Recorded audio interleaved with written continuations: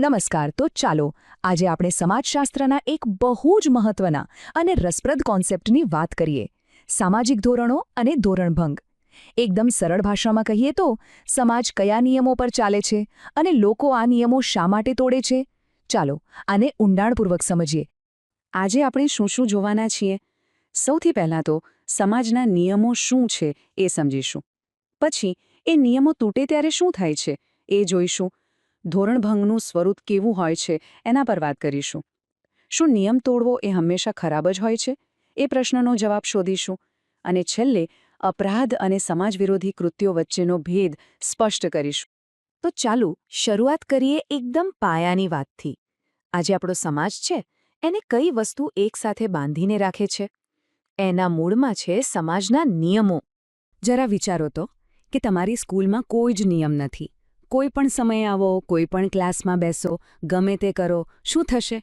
ચારે બાજુ અફરાતફરી અને ગેરવ્યવસ્થા ફેલાઈ જશે, ખરું ને?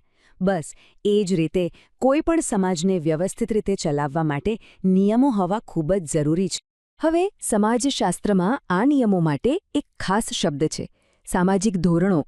આ એવા નિયમો છે જે લખેલા પણ હોઈ શકે અને વણલખેલા પણ, જે આપણને શીખવે છે કે સમાજમાં કઈ રીતે વર્તવું. આ જ ધોરણો આપણા આખા સામાજિક જીવનનો આધારસ્તંભ છે. સારું, તો નિયમો શું છે એ તો આપણે સમજી લીધું. પણ જ્યારે કોઈ આ નિયમોનું પાલન ન કરે, એને તોડે, ત્યારે શું થાય છે? એને શું કહેવાય? ચાલો હવે એ સમજીએ. આ બાબતે બે મોટા સમાજશાસ્ત્રીઓ હોટન અને હન્ટ એકદમ સીધી સાદી વાત કરે છે.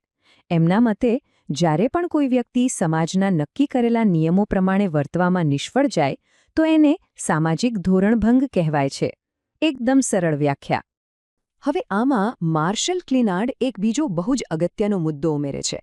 તેઓ કહે છે કે ધોરણભંગ એવું વર્તન છે જે સમાજની સહનશક્તિની હદ વટાવી દે છે. મતલબ કે એક હદ સુધી સમાજ નાની મોટી ભૂલો ચલાવી લે છે, પણ જ્યારે વર્તન એ હદની બહાર જાય ત્યારે તે ધોરણભંગ બને છે. અને હવે વાત કરીએ રોબર્ટ મર્ટનની. એમનો એનોમીનો સિદ્ધાંત તો બહુ જ પ્રખ્યાત છે. તેઓ પણ સરળ શબ્દોમાં કહે છે કે જે વર્તન સમાજે સ્વીકારેલા ધોરણોથી એકદમ ઉલટું હોય, બસ એ જ ધોરણભંગ છે. તો આના પરથી એક વાત સ્પષ્ટ થાય છે. આપણું વર્તન મુખ્યત્વે બે પ્રકારનું હોઈ શકે છે. એક, ધોરણ અનુરૂપ વર્તન, એટલે કે નિયમોનું પાલન કરવું, જેમ કે ટ્રાફિક સિગ્નલ પર ઊભા રહેવું. અને બીજું, ધોરણભંગ વર્તન, એટલે કે નિયમો તોડવા, જેમ કે ચોરી કરવી. હવે ધોરણભંગ એટલે ખાલી નિયમ તોડવો એટલું જ નથી. એના કેટલાક ખાસ લક્ષણો છે જે એને સમજવામાં આપણને મદદ કરશે. ચાલો એક પછી એક એ 6 મુખ્ય લાક્ષણિકતાઓ જોઈએ. સૌથી પહેલું, ધોરણભંગ એ એક વાર્તનિક ઘટના છે. આનો સીધો મતલબ એ છે કે તે માત્ર એક વિચાર નથી, પણ એક એક્શન છે, એક ક્રિયા છે જે ખરેખર થાય છે. નિયમોનું પાલન કરવું કે તોડવું બંને એક પ્રકારનું વર્તન જ છે. બીજું લક્ષણ છે કે ધોરણભંગ સાર્વત્રિક છે.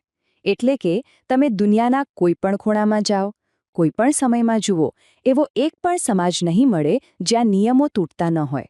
દરેક સમાજમાં કોઈકને કોઈક સ્વરૂપે ધોરણભંગ જોવા મળે જ છે. ત્રીજું અને બહુ જ રસપ્રદ લક્ષણ કે ધોરણભંગ સાપેક્ષ છે. મતલબ કે જે વસ્તુ એક જગ્યાએ ખોટી છે એ બીજી જગ્યાએ સામાન્ય હોઈ શકે છે. આનું સૌથી સરસ ઉદાહરણ છે દારૂ. ગુજરાતમાં તેનું સેવન કરવું એ કાયદા અને સામાજિક ધોરણોનો ભંગ છે, જ્યારે બાજુના રાજ્ય મહારાષ્ટ્રમાં તે સામાન્ય વાત છે. ચોથું લક્ષણ છે વિવિધતા, ખાસ કરીને આપણા ભારત જેવા દેશમાં, જ્યાં જાત-જાતના ધર્મો, સંસ્કૃતિઓ અને રીતિરિવાજો છે, ત્યાં સામાજિક નિયમો પણ ખૂબ જ વૈવિધ્યસભર હોય છે. અને જેટલા વધારે નિયમો, એટલા જ એને તોડવાની શક્યતાઓ પણ વધી જાય છે. પાંચમું, ધોરણભંગ હંમેશા સામાજિક અપેક્ષાઓથી વિરુદ્ધ હોય છે. સમાજ આપણી પાસે અમુક રીતે વર્તવાની અપેક્ષા રાખે છે, જેથી વ્યવસ્થા જળવાઈ રહે. જ્યારે આપણે એનાથી ઉલટું કરીએ ત્યારે એ ધોરણભંગ કહેવાય. અને છેલ્લું, છઠ્ઠું લક્ષણ, ધોરણભંગને સામાન્ય રીતે અનિચ્છનીય ગણવામાં આવે છે. કેમ? કારણ કે ચોરી, લૂંટફાટ કે કોમી તોફાનો જેવી બાબતો સમાજની શાંતિ અને વ્યવસ્થાને ભંગ કરે છે, એટલે સમાજ તેને સ્વીકારતો નથી. તો ટૂંકમાં કહીએ તો આ 6 મુદ્દાઓ કે તે એક વર્તન છે, બધે જ જોવા મળે છે, સાપેક્ષ છે, તેમાં વિવિધતા છે, તે અપેક્ષાઓની વિરુદ્ધ છે અને તેને અનિચ્છનીય માનવામાં આવે છે. આ બધું મળીને ધોરણભંગનું સ્વરૂપ નક્કી કરે છે. સારું, અત્યાર સુધીની વાત પરથી એવું લાગે કે ધોરણભંગ એટલે કંઈ ખરાબ જ? પણ શું દરેક નિયમભંગ ખરાબ જ હોય છે? શું એમાંથી ક્યારેય કંઈ સારું ન થઈ શકે? ચાલો આને જરા ઊંડાણથી સમજીએ. જુઓ, ધોરણભંગના 2 પ્રકાર પાડી શકાય.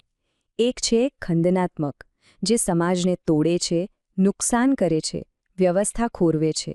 અને બીજું છે રચનાત્મક, જે સમાજના જૂના, ખરાબ કે અન્યાયી નિયમોને પડકારીને સમાજમાં કંઈક નવું અને સારું પરિવર્તન લાવે છે. આના માટે ઇતિહાસમાં આપણી પાસે શ્રેષ્ઠ ઉદાહરણો છે. જ્યારે રાજા રામમોહન રોયે સતી પ્રથાનો વિરોધ કર્યો ત્યારે એ સમયના હિસાબે એ એક મોટો ધોરણભંગ હતો. પણ એનાથી કેટલું મોટું સકારાત્મક પરિવર્તન આવ્યું. એ જ રીતે ગાંધીજીની દાંડી કૂચ એ અંગ્રેજોના કાયદાનો ભંગ હતો, પણ એણે આપણી આઝાદીની લડતને એક નવી જ ઊર્જા આપી.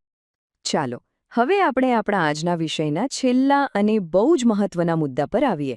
ધોરણભંગના 2 મુખ્ય સ્વરૂપો છે, અપરાધ અને સમાજ વિરોધી વર્તન. આ બંનેમાં શું ફરક છે? આ ટેબલ જુઓ, બધું એકદમ સ્પષ્ટ થઈ જશે. જ્યારે કોઈ વ્યક્તિ દેશના, રાજ્યના બનાવેલા લેખિત કાયદાને તોડે, જેમ કે ડાઉરી પ્રોહિબિશન એક્ટ ઓફ 1961, તો એ અપરાધ એટલે કે ક્રાઇમ કહેવાય છે અને તેની સજા થાય છે. પણ જ્યારે કોઈ વ્યક્તિ સમાજના અલિખિત નિયમો, રીતિરિવાજો કે પરંપરાઓને તોડે, જેમ કે આંતરજ્ઞાતીય લગ્ન, તો તેને સમાજ વિરોધી વર્તન કહેવાય. તો ચાલો ફટાફટ આખા વિષયને ફરી એકવાર જોઈ લઈએ. આપણે સમજ્યા કે સમાજ સામાજિક ધોરણો પર ટકેલો છે. આ ધોરણોને તોડવા એ ધોરણભંગ છે. આ ધોરણભંગ દરેક સમાજમાં હોય છે અને સમય સ્થળ મુજબ બદલાય છે. તે નુકસાનકારક પણ હોઈ શકે અને ફાયદાકારક પણ. અને છેલ્લે અપરાધ એટલે કાયદાનો ભંગ, જ્યારે સમાજ વિરોધી કૃત્યો એટલે સામાજિક રિવાજોનો ભંગ. આ આખી ચર્ચા પછી એક સવાલ મનમાં જરૂર આવે કે આજનો એવો કયો સામાજિક નિયમ છે જેને તોડવાથી ભવિષ્યમાં આપણા સમાજમાં કોઈ મોટું. फ्रेंड्स, इस वीडियो को पूरा देखने के लिए आज ही फ्लेक्सी टीचर ऐप सब्सक्राइब करें, जहां आपको मिलेंगे animated videos, digital books, text book solutions, notes, DPP और क्विज. और हाँ, flexi teacher app mobile, TV और कंप्यूटर पर अवेलेबल है. और अगर आपके पास इंटरनेट नहीं है तो तुरंत ऑफलाइन सेट टॉप बॉक्स के लिए संपर्क करें. Flexi teacher, the one you needed.